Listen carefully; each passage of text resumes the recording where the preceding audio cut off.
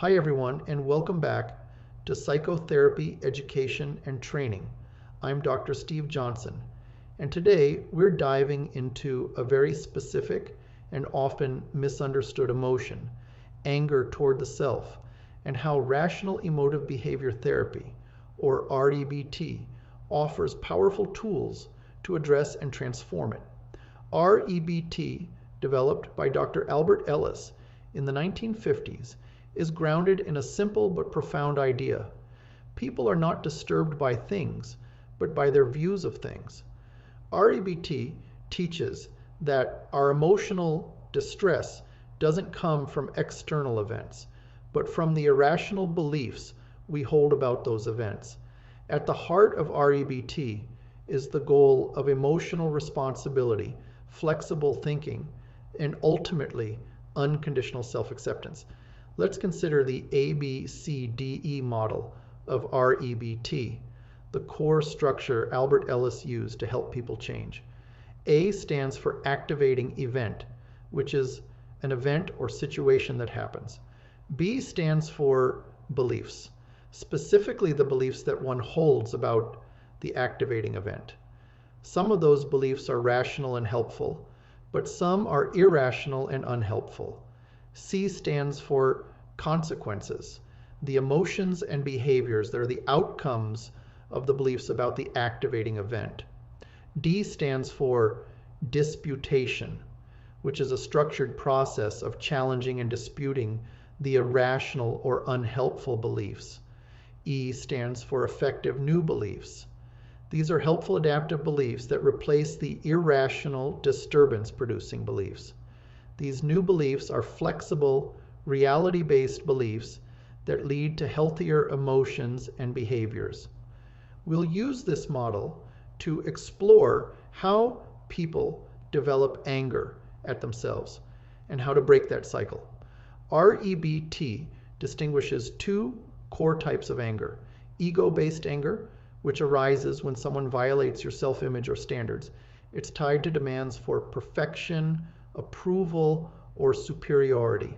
Frustration-based anger, which arises when obstacles block your goals, leading to irritation or resentment.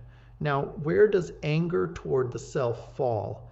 It can be both. Self-directed ego anger emerges when we fail to meet our own rigid standards or ideals.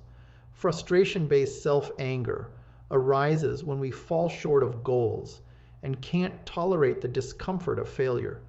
Now let's identify common beliefs and behaviors associated with self-directed anger. People experiencing anger toward the self often hold irrational beliefs such as, I must not make mistakes. If I do, I am a failure. I should have known better. How could I be so stupid? Because I failed, I am worthless and deserve to suffer. These beliefs lead to harsh self-criticism, rumination, withdrawal from meaningful activities, self-sabotage, or even self-punishment. Here's where it gets interesting.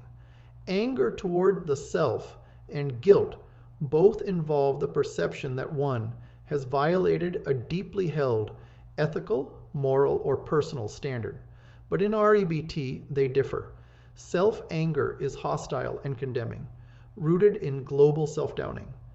I did wrong, so I am a horrible person. It tends to demand perfection. Guilt, at least the healthy alternative, remorse, can be quite healthy, especially when it leads to corrective action. But irrational guilt also contains self-downing. I must be punished for my wrongdoing. Ellis taught that neither is productive when it includes global self-condemnation. Now let's cover REBT interventions or techniques for treating anger toward the self. BT identifies 4 core types of irrational beliefs that often fuel anger directed at oneself. Let's look at how each presents in this context and then walk through how to dispute each using 5 types of disputation: functional, empirical, logical, friendship-based, and metaphorical. Irrational belief 1, Demandingness. I must never fail at things that matter to me, especially in areas like parenting, career, or moral conduct. If I do, I deserve to feel terrible. Disputes of demandingness. An example of a functional or pragmatic dispute is this belief helping you improve, or is it making things worse by paralyzing or punishing you? An example of an empirical dispute is, where's the evidence that human beings, yourself included, can or do always live up to their ideals? An example of a logical dispute is, just because you want to succeed doesn't logically mean you must. Wanting doesn't equal needing. An example of a friendship is, if a close friend made a mistake in the same role, would you tell them they were worthless or undeserving of happiness? Finally, an example of a metaphorical dispute is, would you smash a violin because it played one wrong note? No, because even flawed instruments still make music. Irrational belief 2, awfulizing or catastrophizing. It's awful that I failed. I can't bear knowing I disappointed myself or others. This ruins everything. Disputes of awfulizing or catastrophizing. Functional dispute. Does calling this awful help you respond constructively? Or does it drain your energy and create shame paralysis? Empirical dispute. Have other people failed in the same way and recovered, even grown from it? What happened in reality? Logical dispute. Is it really awful? Or just very unpleasant, disappointing, and worth correcting? Friendship dispute. Would you say that's awful and irreparable to a friend who failed at something important to them? Metaphorical dispute. You're acting like spilling ink on one page ruins the entire book, but you're still writing the next chapter. Irrational belief. 3. Frustration, intolerance. I can't stand the feeling of failing or of being flawed. It's unbearable to know I'm not who I want to be. Disputes of frustration, intolerance. Functional dispute. Does believing you can't stand it help you stand it, or does it make the emotion feel even more intolerable? Empirical dispute. Have you stood it before? Have you lived through it and maybe even grown after? Logical dispute. Unbearable means something would kill you. Is emotional pain fatal, or is it just very hard? Friendship dispute. If your child or student said they couldn't stand a failure, how would you coach them through it? Metaphorical dispute. You're treating discomfort like fire when it's really a strong wind. You bend, but you don't have to break. Irrational belief. 4. Global negative self-rating. I messed up, so I'm a failure, a bad person, worth less than others. Maybe I'll never change. Disputes of global negative self-rating. Functional dispute. Does calling yourself a failure help you become more competent, or does it discourage effort and reinforce shame? Empirical dispute. Where's the data that one or even repeated failures define your worth as a human being? Logical dispute. How can a single act or pattern define a whole person across years of complexity and change? Friendship dispute. Would you want your child to define themselves this way because of one painful chapter in their life? Metaphorical dispute. Judging your whole self based on one mistake is like throwing out the entire orchard because one apple had a bruise. Having covered cognitive restructuring, let's shift to emotive techniques for rewiring self-anger. The first emotive technique is one that was made famous by Albert Ellis, and that is the shame attack exercise. Here is an example. Context. A client who failed an important work project feels unbearable shame and anger at themselves. Shame attack exercise. Have the client deliberately share their failure in a group setting. An example is stating in the group setting, "I completely messed up a project at work this week." Then describe what the mess up looked like. The shame attack should not be something immoral, unethical, illegal, or that could negatively impact one's employment or important personal relationships. Goal: challenge the belief that failure must be hidden, that others' disapproval is unendurable, or that one must maintain a perfect image to be accepted. Debriefing: ask, what actually happened after you shared? Did the world end? Did people see you as unworthy? Or did they empathize?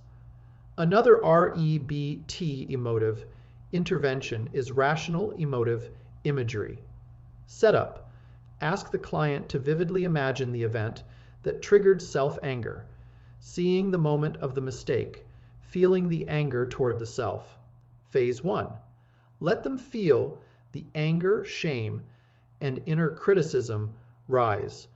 Once the client gets in touch with that feeling, have them stop focusing on the image. Take some time for the client to return to a non-aroused state. Phase 2. Ask the client to visualize the same event, but this time direct the client to feel annoyance toward the self, but not anger. Again, when the client is able to feel the annoyance, have them stop. Then, with the client, discuss what change or changes the client made to feel annoyance rather than anger. Have the client repeat this exercise daily until they are better able to feel annoyance rather than anger toward the self.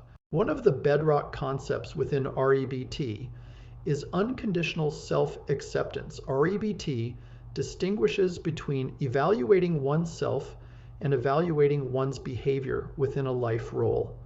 You can rate your behavior as good, bad, excellent, or regrettable, but you cannot logically or meaningfully rate your whole self, because the self is a dynamic, evolving, multifaceted process. However, the more a role is valued, the greater the temptation to collapse your identity into it and globally and negatively rate the self when one makes a mistake within that valued role. Here is an example. Consider that your role under consideration is being a parent. Imagine you yelled at the child in anger, which you view as a failure in good parenting. A possible belief you might hold about that failure is, because I yelled, I'm a terrible parent and a terrible person. REBT would help the client replace this global negative self-rating or conditional acceptance of the self with unconditional self-acceptance, as seen in the following belief. My behavior was harmful and misaligned with the kind of parent I want to be, but that doesn't make me a terrible person or even a totally bad parent. It makes me a person who acted poorly in a specific moment. I accept myself while taking full responsibility to do better. Here are some points to consider. Anger toward the self stems from irrational beliefs that demand perfection, catastrophize failure, claim we can't stand distress, and globally condemn the self. Each of these beliefs can be disputed and replaced using multiple strategies: logical, empirical, functional, relational, and metaphorical. Emotive techniques like shame attacks and rational emotive imagery powerfully recondition emotional habits. Unconditional self-acceptance helps us recognize that we are more than our roles, more than our mistakes, and always capable of growth without needing to prove our worth. I hope this is what we have learned in this presentation. In REBT, anger toward the self is treatable, understandable, and most importantly, transformable. When we let go of rigid demands and self-condemnation and embrace a mindset of unconditional self-acceptance, we open the door to genuine change. If this video helped clarify how REBT can help with self-anger, give it a thumbs up and subscribe for more weekly insights into how psychotherapy can transform lives. Want to go deeper? Join our monthly live streams or check out the REBT webinar series at the link in the description. And remember, you're allowed to fail and fall as long as you're willing to stand up and walk forward without the whip.